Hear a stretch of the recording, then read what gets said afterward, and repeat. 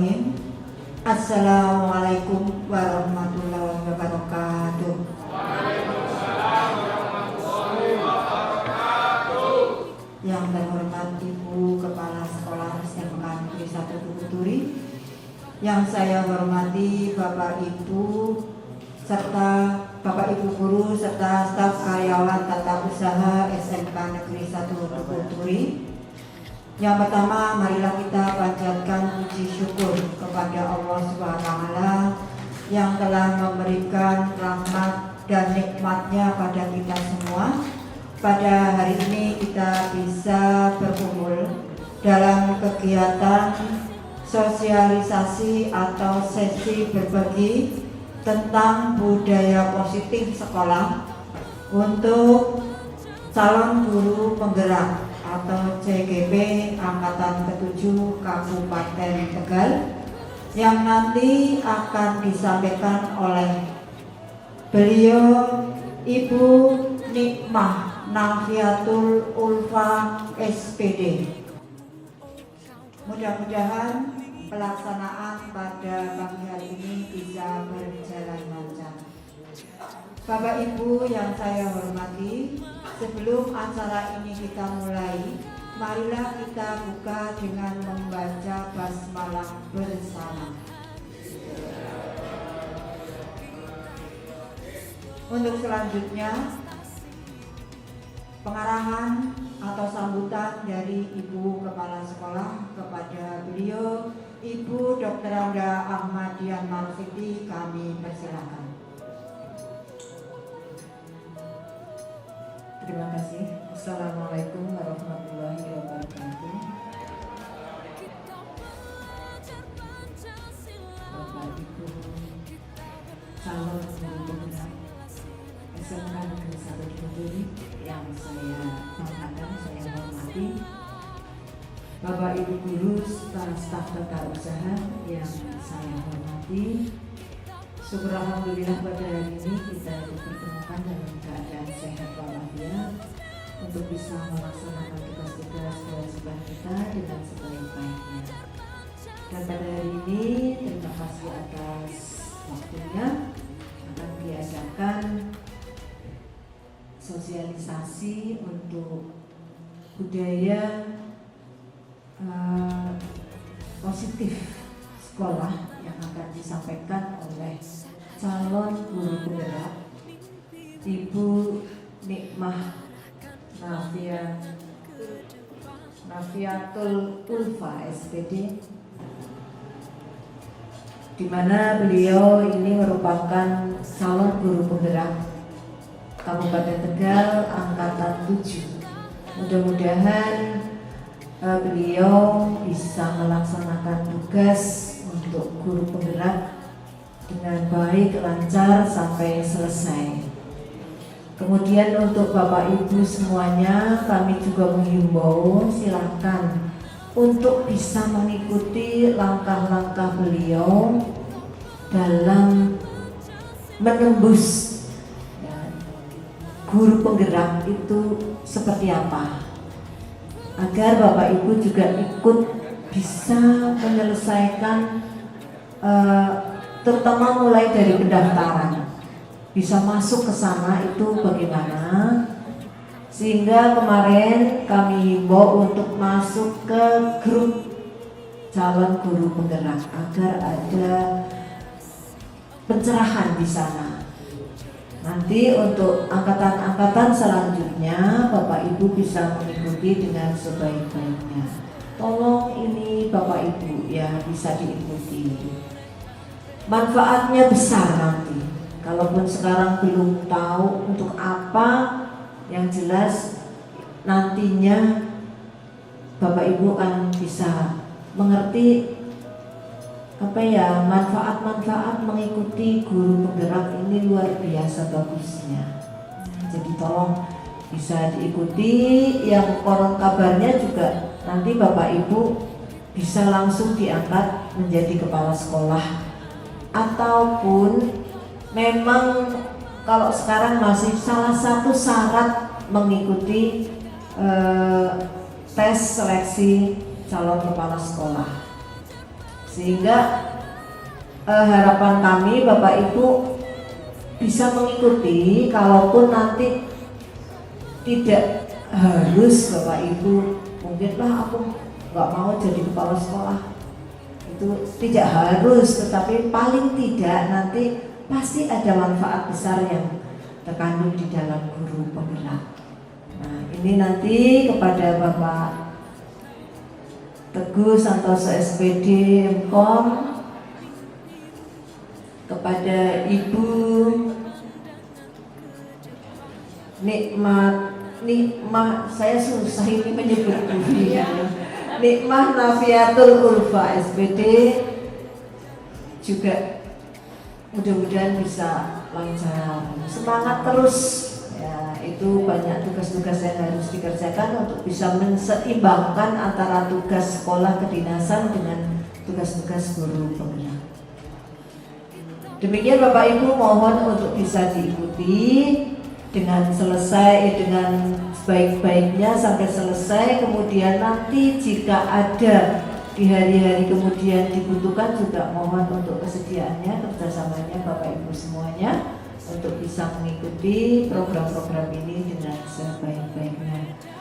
Kepada Bapak Teguh, kepada Ibu ya, Ibu Via Nikmah Nafiatul Ulfa SPD, kami persilakan untuk mempresentasikan ataupun mensosialisasikan tentang budaya positif sekolah.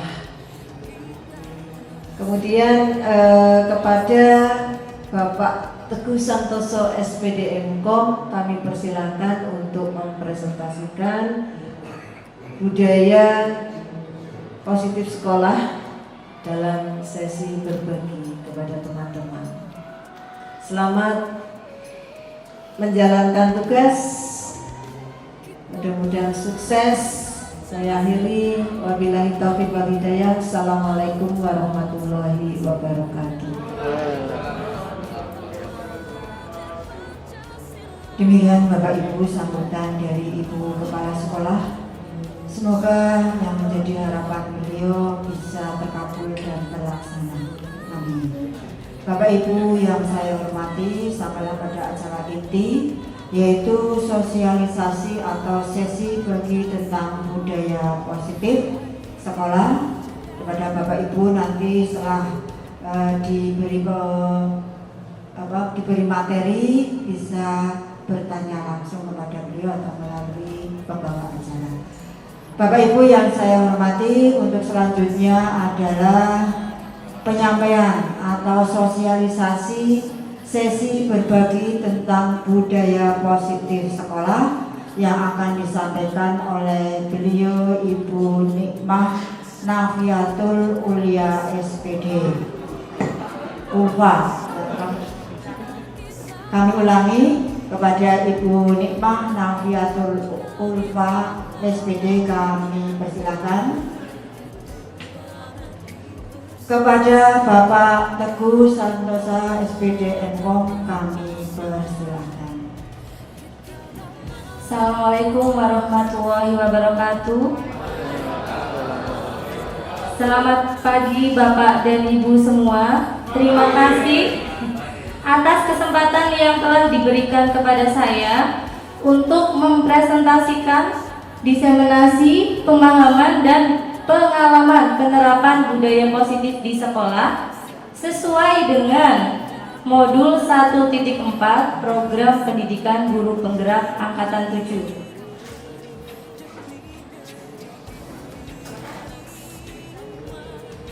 Sebelumnya, selamat datang para guru hebat. Mari belajar bersama, berkolaborasi, saling mendukung demi mewujudkan disiplin positif di sekolah kita tercinta.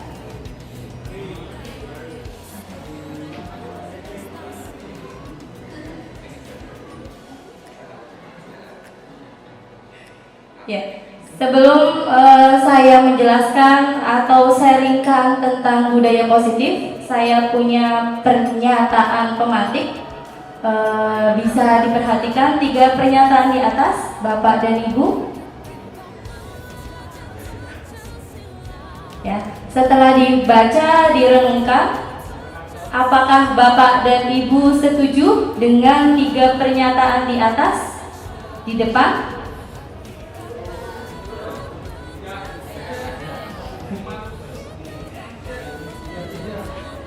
Ya, coba ke pernyataan nomor 1 ya. Hukuman dapat mendisiplinkan anak. Siapa yang setuju? Tidak setuju semuanya, Nggih? Oke, baik, ke pernyataan kedua. Pemberian hukuman dengan hal positif seperti membersihkan halaman sekolah dapat meningkatkan disiplin anak. Setuju atau tidak? Tidak lagi. Oke, ke pernyataan yang ketiga. Memberi penghargaan dapat meningkatkan motivasi belajar anak. Semuanya setuju? Ya. Nanti hari ini kita semua akan berdiskusi, mencari titik terang bersama apakah ketiga pernyataan di depan Bapak dan Ibu semua benar atau tidaknya, ya. Tapi sebelumnya saya akan menyampaikan terlebih dahulu dasar mengapa penting ya menumbuhkan budaya positif di lingkungan sekolah, yaitu dari pemahaman Ki Hajar Dewantoro. Oh, mau ice breaking dulu? Pada rokok?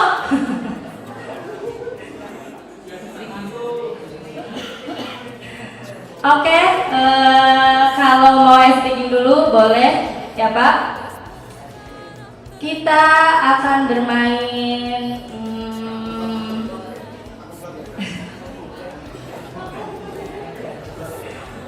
estafet kata, ya.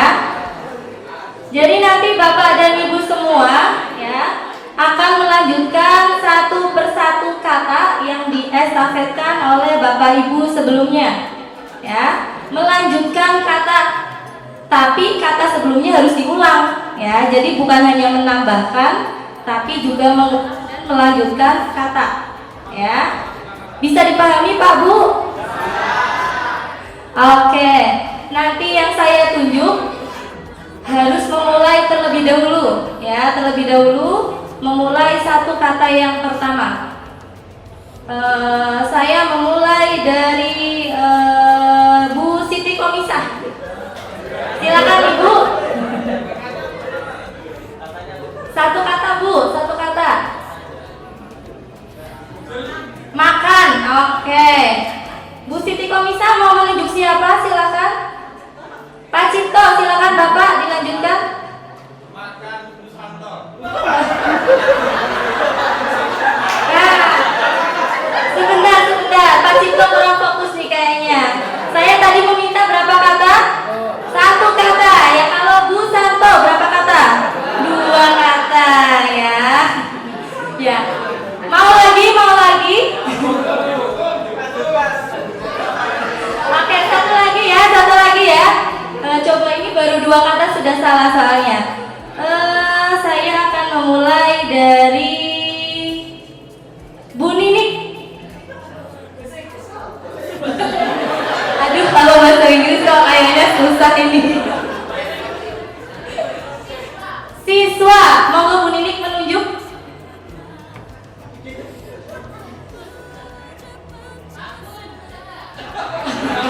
Pak Gun. Oh, nggak ada. Yang lain Bu.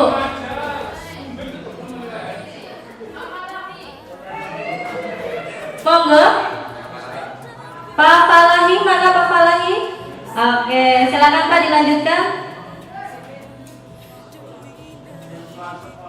Siswa sekolah, Pak Falahi menunjuk. 1, yuk, silakan. Pak Rosidin. Ya. Nah. Dari awal Pak dilanjutkan ya, diteruskan ya, siswa sekolah dasar harusnya seperti itu. Oke, tepuk tangan untuk kita semua. Oke, kita lanjut dulu ya untuk penyampaian filosofi pendidikan Ki Hajar Dewantoro. Ya, asas pendidikan dari Ki Hajar Dewantoro. Ya, Ki Hajar Dewantoro membedakan kata pendidikan dan pengajaran dalam memahami arti dan tujuan pendidikan. Ya, dari sini kita bisa menarik garis ya bahwa kata pendidikan dan pengajaran itu adalah dua hal yang berbeda. Pengajaran adalah bagian dari pendidikan. Pengajaran merupakan proses pendidikan dalam memberi ilmu atau berfaedah untuk kecakapan hidup secara lahir dan batin. Itu adalah arti dari pengajaran. Ya, jadi pengajaran adalah bagian dari pendidikan itu sendiri. Nah, untuk pendidikan itu maknanya apa? Maknanya adalah memberi tuntunan terhadap segala kekuatan kodrat yang dimiliki anak agar ia mampu mencapai keselamatan dan kebahagiaan yang setinggi-tingginya, baik sebagai seorang manusia maupun sebagai anggota masyarakat. Jadi, menurut KHD, pendidikan dan pengajaran merupakan usaha, persiapan dan persediaan untuk segala kepentingan hidup manusia, baik dalam hidup bermasyarakat maupun hidup berbudaya dalam arti yang seluas-luasnya. Ya, ini asas pendidikan Ki Hajar Dewantoro. Pendidikan adalah tempat persemaian ya benih-benih kebudayaan dalam masyarakat. Ya, jadi Ki Hajar Dewantoro menyampaikan ya menyatakan bahwa pendidikan adalah persemaian benih-benih. Ibarat para murid kita itu adalah benih ya, benih tumbuhan, misalkan padi atau tumbuhan jagung ya. KHD memiliki keyakinan bahwa untuk menciptakan manusia Indonesia yang beradab, maka pendidikan menjadi salah satu kunci utama untuk mencapainya. Ya, pendidikan dapat menjadi ruang berlatih dan bertumbuhnya nilai-nilai kemanusiaan yang dapat diteruskan atau diwariskan. Ya, di sini bisa kita tarik garis ulur ya, Pak Bu, bahwa nilai-nilai kemanusiaan itu bisa diteruskan atau diwariskan. Ya, oke, saya lanjutkan lagi. Nah, di dalam proses pendidikan terdapat proses pengajaran. Kita sebagai guru berperan sebagai pendidik juga pengajar. Guru sebagai pendidik artinya apa? Artinya mampu menuntun dan mendampingi anak tanpa paksaan sehingga anak tersebut dapat mencapai kebahagiaan sesempurna mungkin dalam kehidupannya. Ya, menuntun bukan menuntut, bukan memaksa. Yang kedua, guru sebagai pengajar artinya mampu melakukan transfer ilmu kepada anak menjadi cakap dan terampil. Nah, di sini ya bisa dilihat perbedaannya. Jadi proses ketika kita mentransfer ilmu yang kita punya kepada anak didik kita, kepada para murid kita, itu adalah baru proses pengajaran, bukan proses pendidikan. Proses pendidikan itu sendiri adalah ketika kita mampu menuntun ya mereka sehingga mencapai kebahagiaan yang sesempurna mungkin. Ya, di sini sesuai dengan trilogi pendidikan Ki Hajar Dewantoro. Masih hafal ya? Jadi jangan hanya hafal ya, kita semua memang harus paham maknanya. Ingat Sosun Tulodo, di depan memberikan contoh, Ing Madya Mangun Karso di tengah memberikan semangat, dan Tuturi Handayani di belakang memberikan dorongan. Nah, dasar-dasar pendidikan KHD menjelaskan bahwa pendidikan bertujuan untuk menuntun segala kodrat yang ada pada anak-anak agar mereka dapat mencapai keselamatan dan kebahagiaan yang setinggi-tingginya. Yang selanjutnya, yang kedua adalah dalam menuntun laku dan pertumbuhan kodrat anak, KHD mengibaratkan peran pendidik seperti seorang petani atau tukang kebun. Ini yang tadi saya sampaikan. Ibarat para murid itu adalah benih, ya, yang kita semai di dalam pada suatu ladang yang sudah disediakan.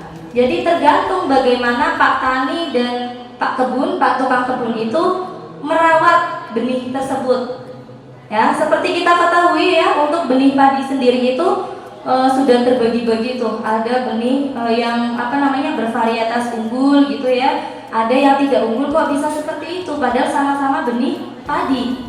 Ya, itu ibarat kita Pak Bu sebagai bapak dan ibu guru di sekolah untuk para murid kita, ya, bagaimana cara kita mendidik mereka setiap harinya, ya, apakah kita benar sudah mendidik sesuai tuntunan seperti yang Ki Hajar Dewantoro sampaikan, ya, apakah sudah atau belum, ya. Jadi ketika benih itu ditempatkan di tanah yang subur dengan sinar matahari dan pengairan yang pas serta perawatan dari para petani, maka benih tersebut akan menjadi tanaman yang baik meskipun dulunya benihnya itu kurang baik gitu. Jadi kan para murid yang masuk ke SMK 1 Dukuh Turi sudah jelas ya, dari berbagai macam kalangan, pasti berbeda-beda ya di sini ya.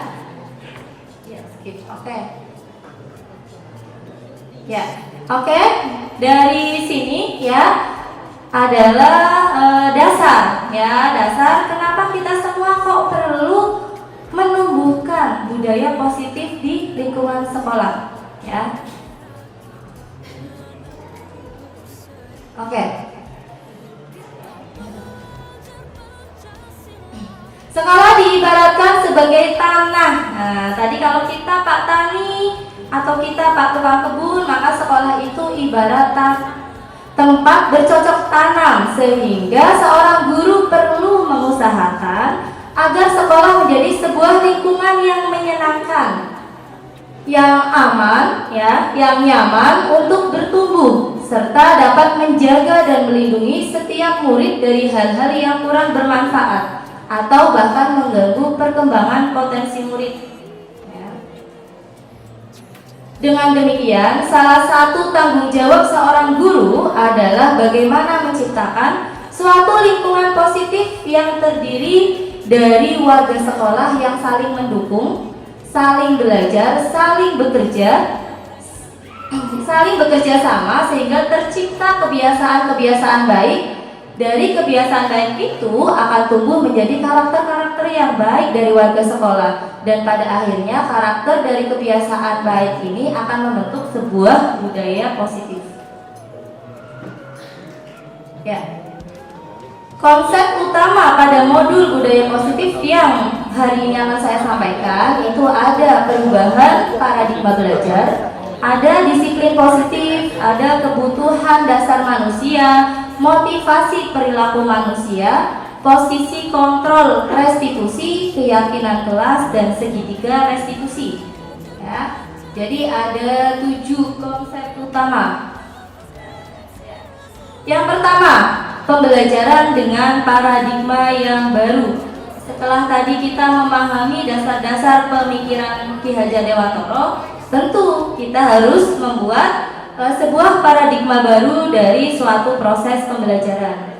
Kalau dulu mungkin kita melakukan pembelajaran di kelas itu secara klasikal atau menganggap semua siswa itu sama, sehingga kita mendidik juga dengan cara yang sama. Nah, setelah memahami konsep dari KHD tadi, yuk kita semuanya berbenah, kita belajar bagaimana membentuk pembelajaran dengan paradigma yang baru. Ya, yang harus kita yakini adalah para siswa itu hadir ke sekolah ini dengan karakter yang berbeda-beda. Otomatis antara satu anak dengan satu anak yang lainnya butuh ya sentuhan yang berbeda juga ya dari proses pendidikan Bapak Ibu gurunya. Ya, pembelajaran baru dengan paradigma baru dirancang berdasarkan prinsip pembelajaran yang terdiferensiasi, sehingga setiap murid belajar sesuai dengan kebutuhan dari tahap perkembangannya untuk mewujudkan profil pelajar Pancasila. Hafal ya Bu, profil pelajar Pancasila ada berapa? Ada 6 ya. Di depan sudah dipaparkan ya, ada 6. Beriman, bertakwa kepada Tuhan Yang Maha Esa dan berakhlak mulia. Ada mandiri ya, bernalar kritis, berkebinekaan global, bergotong royong, dan yang terakhir kreatif. Jadi ini tujuan Pak Bu, tujuan yang akan kita capai bersama-sama, bagaimana cara mewujudkan pelajar Indonesia ya yang mempunyai profil pelajar Pancasila. Ya, selanjutnya tentang disiplin positif. Kalau kita bicara tentang peraturan, menurut Bapak dan Ibu, apa yang ada di benak Bapak dan Ibu semua? Peraturan apa? Ada yang mau tunjuk jari? Menjelaskan tentang peraturan itu apa sih? Apa kira-kira? Tata tertib yang harus dilakukan, harus dipatuhi gitu ya Bu. Ya betul. Jadi sebelum saya mempelajari modul ini, saya juga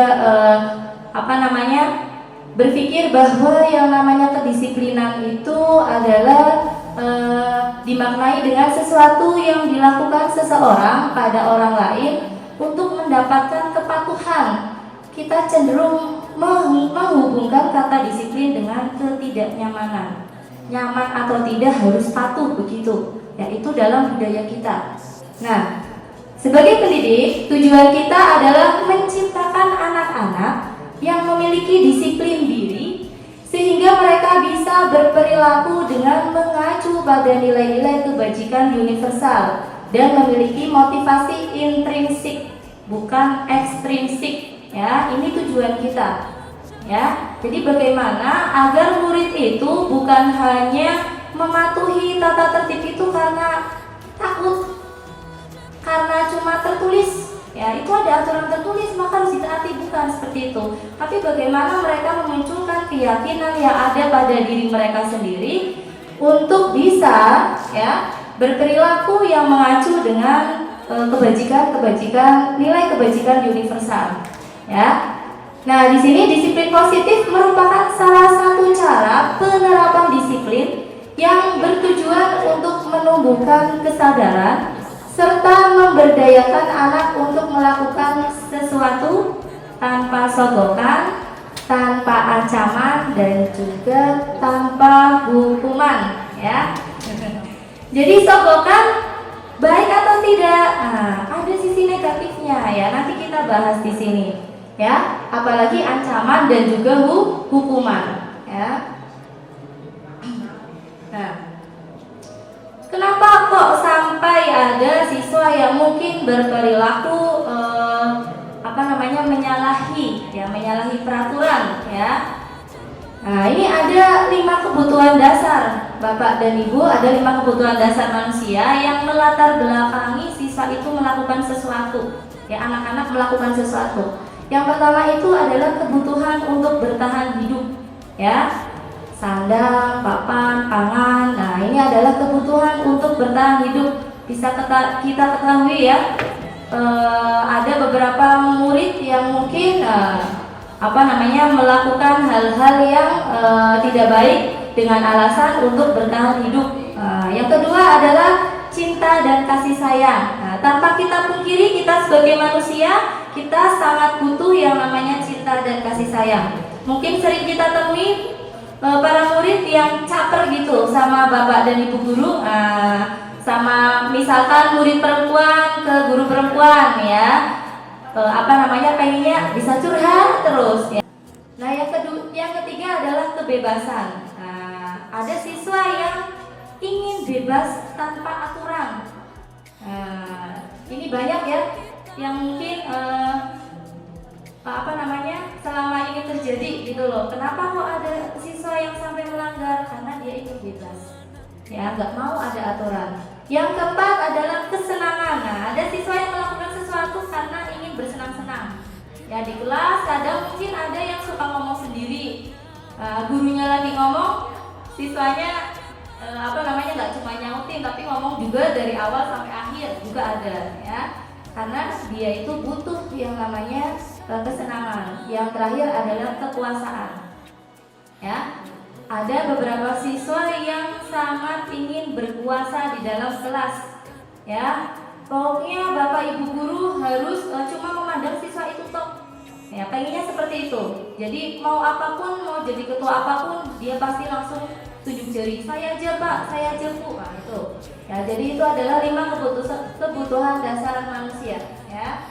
Selanjutnya, motivasi perilaku manusia. Motivasi merupakan dorongan yang timbul pada diri seseorang secara sadar atau tidak sadar untuk melakukan suatu tindakan dengan tujuan tertentu. Ya. Yang pertama itu ada untuk menghindari ketidaknyamanan dan hukuman. Murid melakukan disiplin diri karena hukum. Ini merupakan motivasi ekstrinsik. Ya, jadi bukan timbul dari dalam dirinya sendiri, cuma karena takut. Nah, kalau cuma karena takut, besok-besok peraturan itu nggak ada, ya pasti akan dilanggar. Ya, yang kedua, mendapatkan imbalan atau penghargaan dari orang lain. Nah ini tadi ya pernyataan nomor 3. Murid melakukan disiplin karena ingin mendapatkan imbalan. Nah, orang ini gak bakal melakukan ya. Yang ketiga, menghargai nilai-nilai kebajikan diri sendiri. Nah, murid melakukan disiplin karena sadar akan nilai kebajikan dirinya. Ini merupakan motivasi intrinsik. Ya, kita harus yakini Pak Bu, kalau para murid kita ya punya motivasi intrinsik ini, yakin. Misalkan tidak ada tata tertib tertulis, dia akan melaksanakan. Karena apa? Dia secara sadar, ya, dia tahu dia harus apa, ya, dia tahu harus melakukan apa. Kalau sudah tahu itu adalah hal yang buruk, dia tidak akan melakukan. Kalau hal baik pasti dia akan melakukan. Karena motivasi itu muncul dari dirinya sendiri. Nah, konsep disiplin dengan identitas gagal. Nah, tadi ada hukuman dan juga ada penghargaan. Nah, apa yang disebabkan, apa yang akan diakibatkan ketika kita memberikan sebuah hukuman? Jelas menyakitkan. Menyakitkan bagi yang dihukum maupun yang menghukum.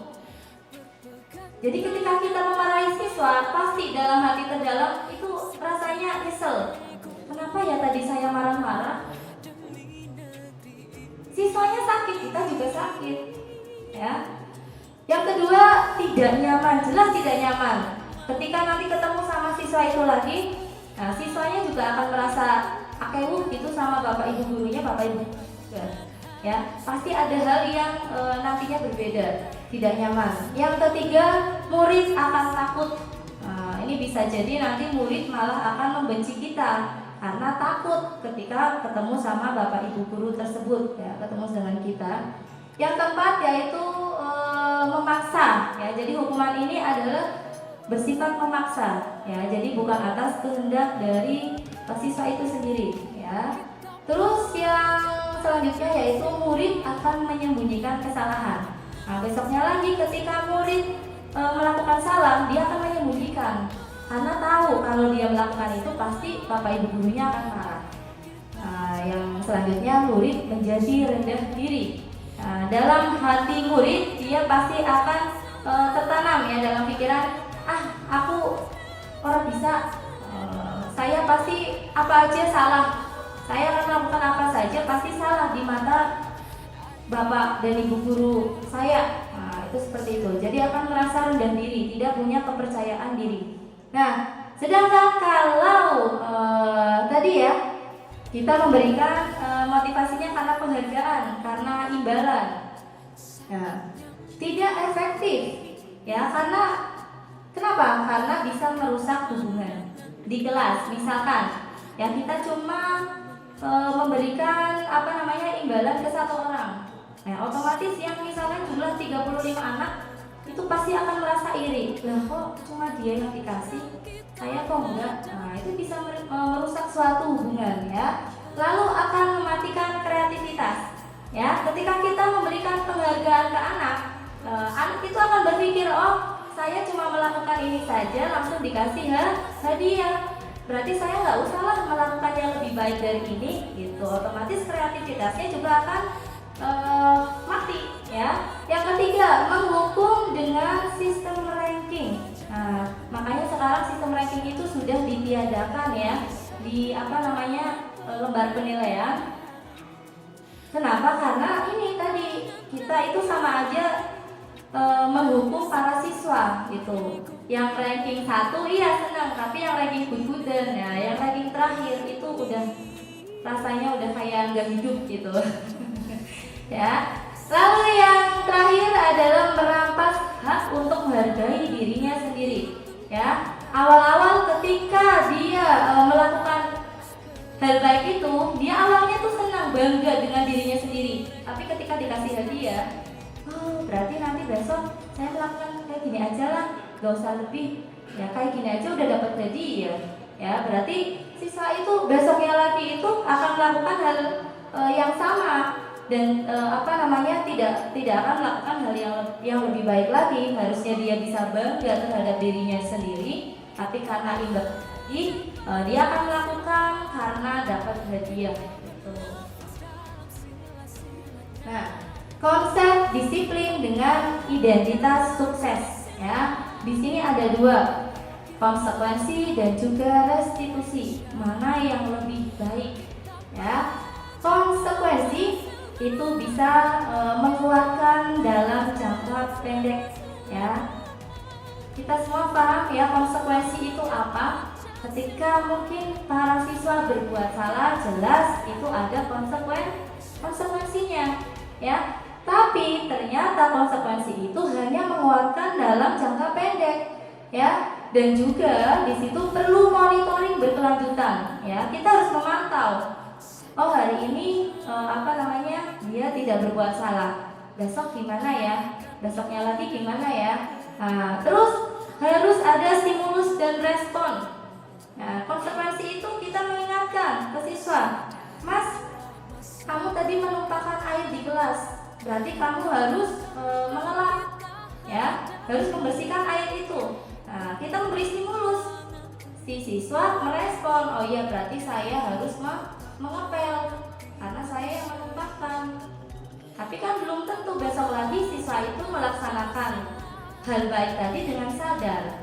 Ya, karena tadi yang mengingatkan konsekuensi adalah Bapak dan Ibu guru ya. Selanjutnya, murid menghormati peraturan. Ya, murid menghormati peraturan. Ya, bagus memang menghormati peraturan. Tapi tadi dia terpaksa atau tidak gitu, ya. Terus kehilangan waktu untuk merenungi kesalahan. Kenapa kehilangan waktu? Karena kita langsung memberi stimulus. Siswa tersebut tidak kita biarkan untuk merenung ya. Jadi ketika kita lihat mungkin ada air tumpah di kelas, kita langsung ngomong, Mas tolong dibersihkan ya. Jadi siswa itu mengerjakan karena kita suruh, bukan karena dia merenung sebuah kesalahan yang dia buat gitu. Nah, sedangkan restitusi ya, murid akan bertanggung jawab atas perilakunya ya. Lalu fokus pada pemecahan masalah jangka panjang. Restitusi itu adalah kita tidak fokus pada masalahnya, tapi fokus pada pemecahannya. Misalkan ada siswa yang melakukan kesalahan, misal datang terlambat. Nah, kita tanya dulu, Mas, kamu kok datang terlambat? Kenapa? Ya. Tadi karena motivasi perilaku manusia kan tadi ya ada dasarnya, pasti siswa itu kan punya alasan kenapa kok bisa terlambat. terlambat. Kita harus mendengarkan terlebih dahulu. Ya, iya Pak, tadi bangun kesiangan. Nah, kita tanya lagi, oh bangun kesiangan. Berarti kalau kamu sudah tahu, ya, itu adalah melanggar sebuah keyakinan, melanggar sebuah kesepakatan, kamu harus ngapain, Mas? Ya, biar tidak terlambat lagi, biar tidak mengulang kesalahan lagi. Jadi kita menawarkan, ya, bukan kita langsung memberikan solusi, bukan, tapi biarkan para siswa itu berpikir, saya harus ngapain, biar nanti besok tidak telat lagi, gitu, ya. Murid menghormati dirinya dan orang lain. Nah, jelas untuk restitusi, murid akan menghormati dirinya sendiri karena dia diberi kesempatan oleh Bapak Ibu guru untuk berpikir sejenak, untuk merenungi dia salah apa, bagaimana cara memperbaiki kesalahannya, ya. Terus yang selanjutnya, kalau tadi di konsekuensi ada stimulus dan respon, nah di restitusi ada teori kontrol. Nah, jadi dia dirinya sendiri yang memegang kontrol. Jadi bukan lagi karena orang lain mengerjakannya, tapi karena kontrol dari dalam dirinya sendiri. Nah, murid bersemangat memperbaiki kesalahan karena dirinya sendiri yang mengontrol, ya. Dia sendiri yang mengajukan cara, ya, bagaimana untuk penyelesaian permasalahannya. Otomatis para murid akan lebih bersemangat lagi untuk memperbaiki kesalahannya karena bukan disuruh oleh orang lain. Nah, di sini ya, konsep disiplin pendekatan restitusi, ya, sebuah cara menanamkan disiplin positif pada murid. Nah, ada yang dinamakan segitiga restitusi Bapak Ibu, yaitu proses menciptakan kondisi bagi murid untuk memperbaiki kesalahan mereka sehingga mereka bisa kembali pada kelompok mereka dengan karakter yang lebih kuat, ya. Jadi ada 3 langkah di sini yang bisa kita laksanakan untuk segitiga restitusi, ya. Ada menstabilkan identitas. Kita menanyakan, benar kamu yang berbuat, gitu. Benar misalkan tadi ya, siswa datang terlambat, Mas, kamu benar tadi datang terlambat. Ya, kita tanya kok kenapa bisa datang terlambat, gitu ya. Terus validasi tindakan yang salah. Nah, tadi ketika kita bertanya ya, setelah menstabilkan identitas, terus validasi tindakan yang salah, ya. Kenapa? Ya, kenapa kok kamu melakukan itu? Ya, kenapa kok kamu bisa terlambat datang ke sekolah? Ada alasan apa? Nah, terus selanjutnya adalah menanyakan keyakinan. Mas, kamu tahu ya, datang terlambat ke sekolah itu adalah melanggar keyakinan, yang melanggar kesepakatan. Ya, jadi kalau dalam restitusi itu tidak ada peraturan, tidak ada tata tertib. Yang ada itu namanya keyakinan, Pak. Ya, keyakinan, ya. Itu prosesnya adalah ketika Bapak Ibu guru yang melakukan kesepakatan dengan para siswa. Ya, bagaimana nanti misalkan selama proses pembelajaran, ya, ketika proses pembelajaran kita akan menyepakati apa? Ya, misalkan siswa harus saling menghargai satu sama lain, ya. Nanti ada contohnya ini. Ya, jadi saya sendiri beberapa waktu yang lalu itu sudah membuat keyakinan kelas dengan kelas 12 TKJ 1, ya. Jadi ini semua keyakinan kelas ini ditandatangani oleh seluruh siswa. Ya, jadi sebelum membuat ini, saya membuat kesepakatan dulu dengan para siswa. Ya, misalkan ini nanti ada sih, tapi ini nggak apa-apa, Kak, ini dulu ya. Nah, misalkan ini. Ya, hadir ke sekolah tepat waktu. Ya, setuju atau tidak? Gitu ya. Kata anak-anak setuju, oke, setuju. Kita buat keyakinan kelas. Kalau tidak sepakat, kita hapus. Gitu. Jadi enak, ya. Jadi enak, Bapak Ibu gurunya senang, siswanya juga senang karena ini semua itu harus dipatuhi itu bukan karena mereka takut sama saya gitu, tapi karena mereka meyakini hadir ke sekolah tepat waktu itu adalah kesepakatan saya dan Bapak Ibu guru dan harus saya yakini, ya, bahwa nanti ketika saya terlambat berarti saya telah melanggar keyakinan kelas gitu, ya. jadi di sini menanyakan keyakinan kelas, menanyakan keyakinan itu adalah proses yang terakhir ya, langkah yang terakhir. Kita lanjutkan lagi. Nah, nih ciri-ciri restitusi. Restitusi bukan untuk menebus kesalahan, namun untuk belajar dari kesalahan. Ya, restitusi adalah tawaran, bukan paksaan. Restitusi memperbaiki hubungan, ya. Restitusi menguatkan. Restitusi mampu mengembalikan murid yang berbuat salah pada kelompoknya, ya. Karena yang harus kita ketahui, kita sebagai bapak ibu guru pasti ingin dihargai oleh orang lain. Begitu juga para murid, ya. Mereka pasti juga ingin dihargai oleh bapak ibu gurunya, gitu. Ya. Nah, ini ya contoh ya dari pemberian hukuman atau konsekuensi dan juga restitusi. Ini ada contohnya ya, sudah terpapar di depan ya. Sudah saya paparkan di depan. Contoh kasus murid sering tertidur di dalam kelas. Ya, ini sudah saya laksanakan restitusinya ya beberapa waktu yang lalu ya. Jadi mungkin Bapak Ibu guru semua pernah ya di dalam kelas itu ada beberapa siswa yang kok diajar dari awal sampai akhir tidur ya. Tidurnya entah itu sudah sampai mana ya. Nah ini, ketika kita memberi hukuman, guru menghukum murid berdiri dengan satu kaki di depan kelas selama 20 menit. Guru marah dan murid menjadi takut. Ya, guru marah, siswanya takut dan juga malu. Ya, karena disuruh berdiri di depan kelas. Otomatis siswa yang awalnya mungkin sudah tertanam kepercayaan diri, akhirnya jadi rendah diri karena malu. Ya. Lalu konsekuensi.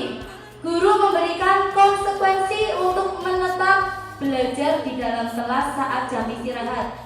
Nah, jadi ketika siswa itu tidur, ya kita bangunin, Mas, kamu karena tidur nanti jam istirahat gak boleh istirahat ya.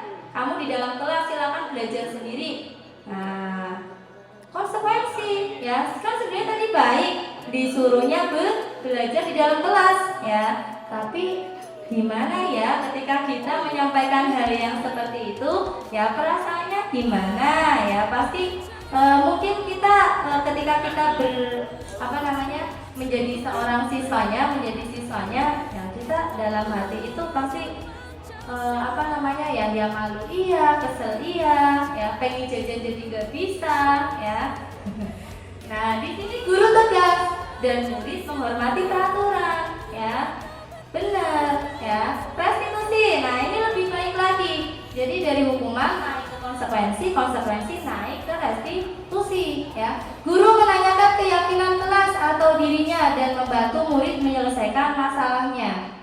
Guru terbuka dan siswa menghormati dirinya dan orang lain. Nah tadi ketika kita melaksanakan restitusi, kita membantu murid untuk menyelesaikan masalahnya. Nah misalkan tadi sering tidur ya, Mas, kamu tadi tidur ya? Terus gimana ya Mas? Ini kan kamu ketinggalan nih pelajaran yang tadi sudah Ibu sampaikan. Enaknya gimana ya? Kita cari solusi bersama. Kapan nih kamu akan mendapatkan pelajaran itu?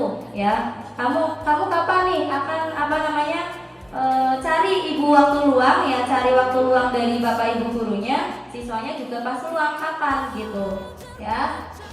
Nah di sini guru terbuka dan siswa menghormati dirinya dan juga orang lain karena tadi merasa gurunya itu terbuka ya, mau tahu alasan yang disampaikan oleh siswa kenapa kok bisa sampai tertidur ya, mau menerima, makanya guru tersebut dan siswa itu menghormati dirinya dan juga orang lain.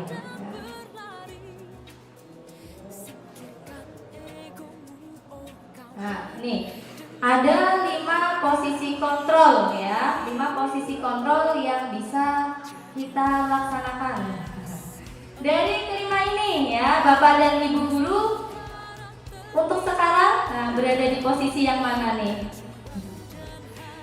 Apakah sebagai penghukum, apakah sebagai pembuat orang merasa bersalah? Nanti saya beri contohnya. Apakah sebagai teman, apakah sebagai pemantau dan apakah menjadi sebagai seorang manajer. Yang paling bagus yang mana? Ya jelas yang manajer.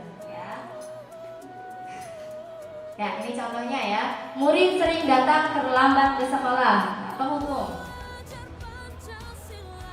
Kamu sudah telat, ya. Silakan kamu patuhi aturan sekolah. Lalu lari keliling lapangan 10 kali. Ya, itu penghukum. Nah, terus yang pembuat rasa bersalah. Berapa kali bu guru harus bilang sama kamu, ya? Bu guru kecewa sama kamu. Biasanya kayak gitu ya. Nah, itu ternyata pembuat rasa bersalah, ya. Jadi membuat nyari anak itu semakin ciut gitu ya. Terus yang ketiga teman. Nah, ayolah yang tertib, buat ibu guru bangga. Kali ini tidak apa-apa kamu terlambat masuk sekolah, nah besok-besok nanti diulangi lagi ya. Ya karena tadi ya, ayolah yang tertib buat ibu guru bangga ya, karena sudah tidak ada apa-apa gitu loh ya sebagai teman. Nah di atasnya lagi ada sebagai pemantau. Kamu sudah melanggar. Apa peraturan dan konsekuensinya? Itu contohnya ya. Jadi pemantau itu cuma memantau, bukan menghukum, tapi mengingatkan lagi konsekuensinya apa, ya. Nah, sedangkan sebagai manajer, apakah kamu tahu kesalahanmu? Kira-kira bagaimana kamu akan memperbaiki kesalahan ini? Itu posisi kontrol sebagai manajer, ya. Nah, keyakinan kelas. Kenapa kok keyakinan kelas itu lebih baik daripada peraturan? Nah, nih ya, ada 2 pertanyaan tematik. Mengapa kita memiliki peraturan tentang protokol kesehatan, yaitu penggunaan masker dan mencuci tangan setiap saat? Ini pada saat pandemi ya. Kenapa kok ada aturan ini? Kira-kira apa Bu jawabannya? Kenapa kok harus ada aturan itu? Alasannya untuk apa? Untuk apa? Sehat. Ya, alasannya untuk kesehatan. Nah, mengapa kita memiliki peraturan tentang memakai helm saat menggunakan motor? Menjaga keamanan, keselamatan, gitu ya. Nah, iya. Peraturannya ini ya, harus memakai helm, harus menggunakan masker dan mencuci tangan. Ya. Padahal apa yang harus kita yakini sebenarnya tadi, agar sehat dan agar selamat, itu keyakinan yang harus tertanam. Ya, coba kalau Bapak Ibu guru ya nanti para murid kita ya, coba nanti kita sampaikan ya, mengapa mereka isu naik motor pakai helm kalau mereka tidak meyakini yang namanya keselamatan, ya pasti dia itu akan sering melanggar yang namanya peraturan. Ya meskipun peraturannya jelas tertulis, ya bahkan kalau nggak pakai helm, nggak bawa SIM dan lain-lain, kena itu ya. Ya nanti dihadap sama Bapak polisi ya. Gitu ya. Jadi keyakinannya ditanamkan dulu, oh saya pakai helm agar saya selamat. Jadi nggak bakal lagi lihat peraturannya apa, karena sudah yakin, oh pakai masker, mencuci tangan agar sehat. Bahkan sampai sekarang pun pandemi sudah nggak ada, kita harus tetap mencuci tangan, apalagi kalau mau makan gitu ya. Nah, keyakinan kelas. Keyakinan kelas adalah salah satu disiplin positif yang bisa kita terapkan dalam membangun budaya positif di sekolah. Dengan adanya keyakinan kelas di setiap kelas diharapkan dapat mewujudkan tujuan pendidikan yang berorientasi kepada profil pelajar Pancasila. Nah, ini kemarin penandatanganan keyakinan kelas saya dengan kelas 12 TKJ 1 ya. Bagaimana pembentukan keyakinan kelas? Yang pertama, bersifat lebih abstrak daripada peraturan. Nah, yang kedua, berupa pernyataan universal. Jadi,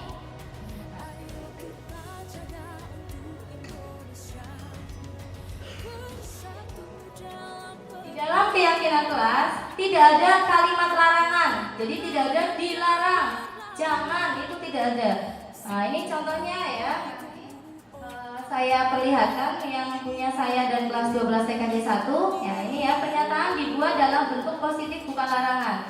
Isi pernyataan pendek dan jelas, sesuai dengan kondisi kelas dan sekolah agar mudah diterapkan dan semua warga kelas atau sekolah dilibatkan saat membuat. Jadi ketika kita membuat keyakinan kelas, ya misalnya keyakinan kelas, ya pasti kita sama siswa itu harus sama-sama sepakat. Nah, mungkin nanti bisa diterapkan untuk sekolah ya. Berarti sekolah dengan semua siswa atau semua wali itu harus sepakat, harus punya keyakinan sekolah seperti apa nantinya ya. Nah ini contohnya ya, hadir ke sekolah tepat waktu, terus membudayakan 5S ya. 5S apa ya Pak Bu? Senyum, sapa, salam, sopan dan santun ya. Bersikap jujur dan disiplin, lalu menjaga kebersihan kelas dan halaman sekolah, saling menghargai dan menghormati, bertanggung jawab mengerjakan tugas piket, selalu bekerja sama, bergotong royong dan saling membantu, bersikap sopan dan menghormati semua warga sekolah, semangat belajar dan hidup rukun bersama teman ya. Ini contoh yang saya buat, yang saya sepakati dengan siswa kelas ya, siswa kelas 12 TKJ 1. Oke, segitu pemaparan dari saya.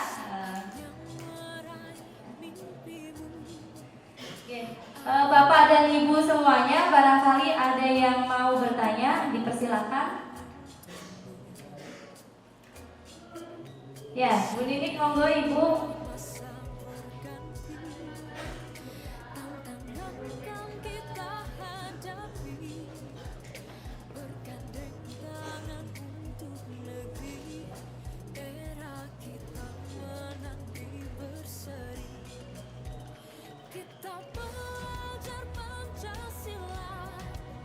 Cek.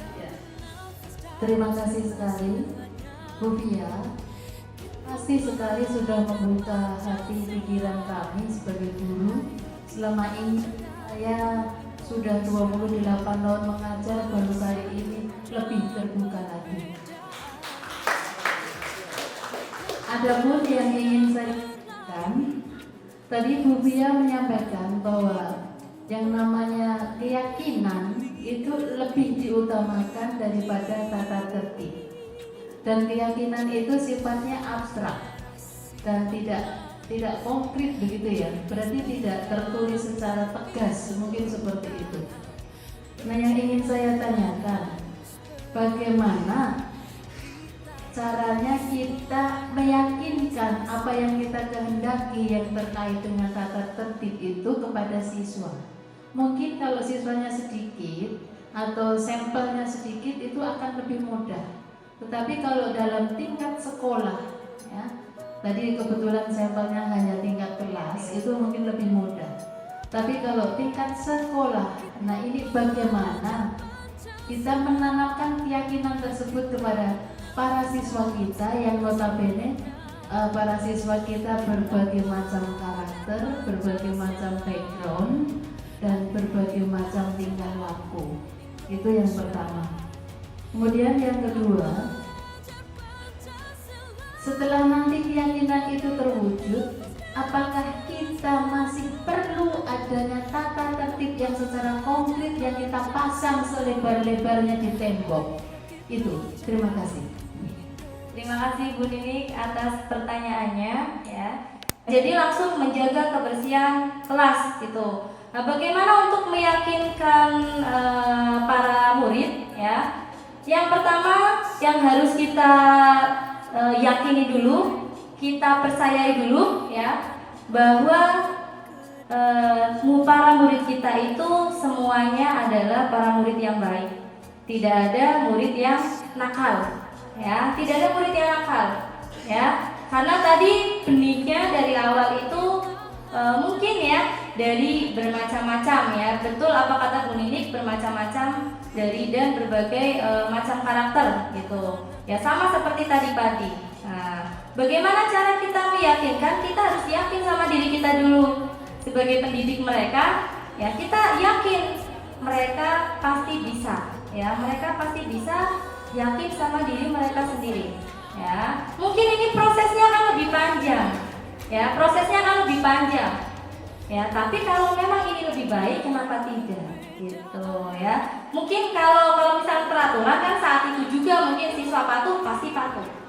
Ya, tapi kalau keyakinan yang namanya yakin itu pasti kan butuh proses. Ya, butuh proses pembelajaran yang lebih panjang antara kita dan juga para murid. Gitu. Nah, tadi ketika disampaikan dasar-dasar dari Ki Hajar Dewantara itu sendiri, nah tugas kita itu menebalkan laku, ya, menebalkan laku baik dari para siswa.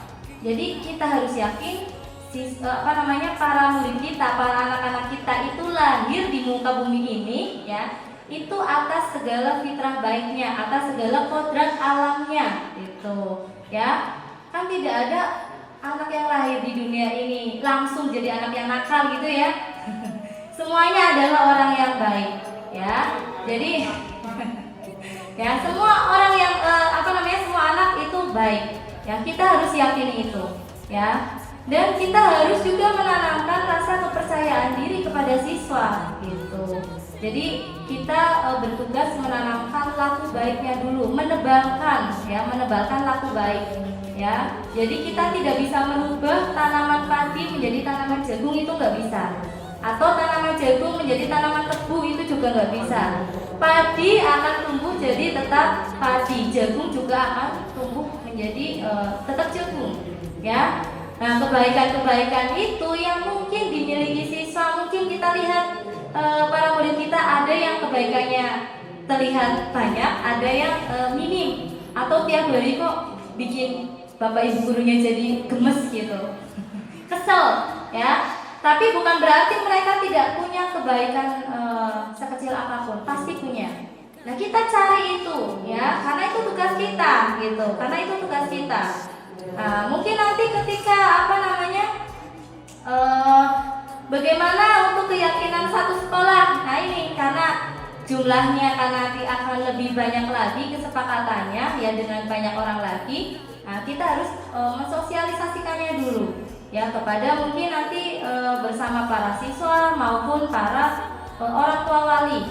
Nah, terus tadi pertanyaan selanjutnya, haruskah tetap ada tata tertib gitu ya, dipasang di tembok setelah ada keyakinan kelas? Nah, untuk SMK itu sendiri, ya, kita itu semuanya sedang mempersiapkan para siswa menjadi lulusan yang terbaik, ya, lulusan yang terbaik, yang berakhlak mulia, ya, yang bisa diterima oleh masyarakat yang luas. Nah, peraturan itu ada atau tidak nantinya, ya.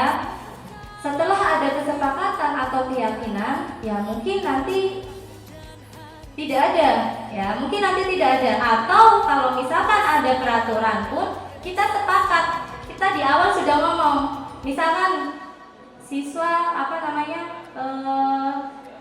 harus berpenampilan rapi gitu ya. Jadi tidak dituliskan rambut pendek, itu enggak, berpenampilan rapi.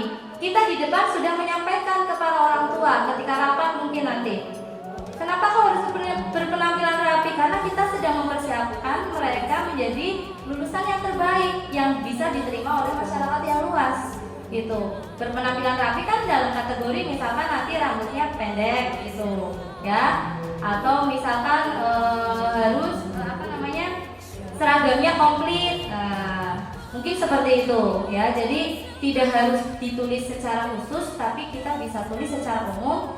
Dengan catatan kita juga harus mensosialisasikannya dengan para orang tua, gitu. Kenapa harus berambut pendek? Ya karena mereka nantinya akan kita kita siapkan gitu, kita siapkan ke perusahaan-perusahaan gitu, ya, atau menjadi berkecimpung di dunia wirausaha dan lain sebagainya. Kita siapkan itu, ya. Jadi ini nggak akan menjadi perdebatan yang serius, ya, nggak akan menjadi perdebatan yang panjang kalau kita dari awal itu sudah meyakini itu semua, antara sekolah, para wali, dan juga nanti para siswa, gitu. Jadi pemahamannya memang harus di awal terlebih dahulu. Begitu Bu, menurut saya. Ya, mungkin demikian Bapak Ibu penjelasan dari Bu Fia terkait dengan budaya positif dan tadi juga jawaban dari pertanyaan Bu ini luar biasa. Mungkin aplaus untuk tepuk tangan untuk kita semuanya. Matur nuwun, Bu ini sudah jawabannya sudah cukup jelas gimana Bu? Boleh silakan. Mas Fika. Mas. Amin.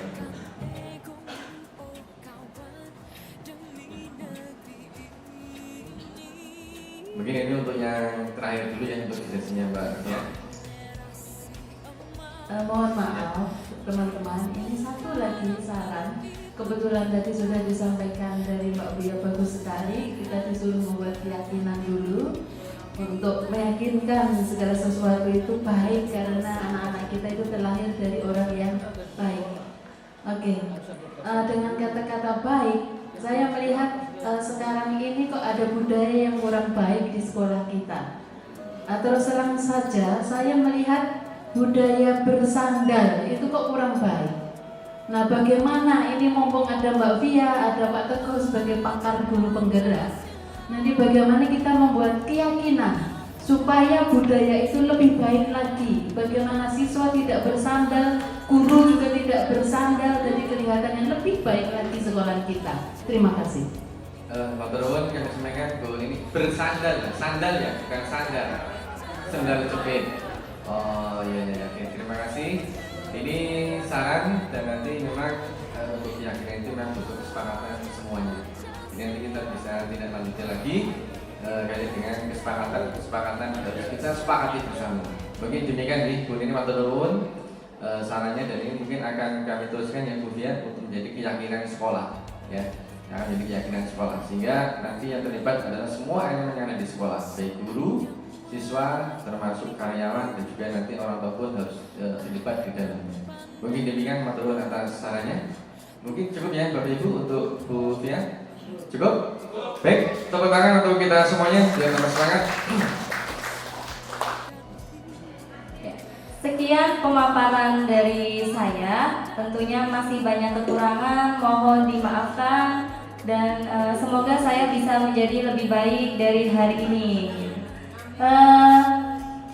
Wassalamualaikum warahmatullahi wabarakatuh.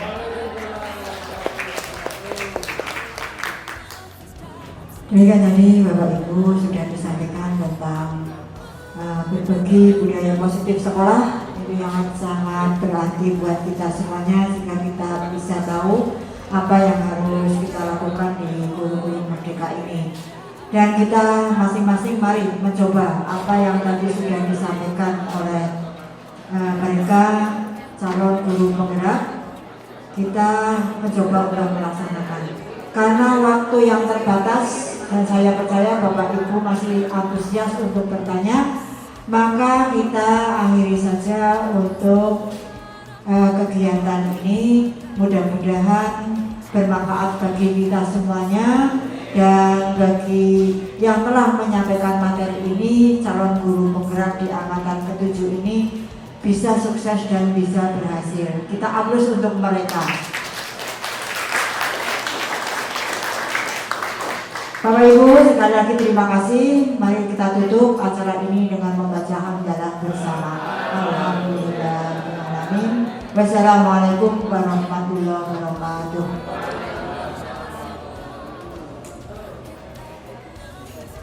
Terus torehkan prestasi.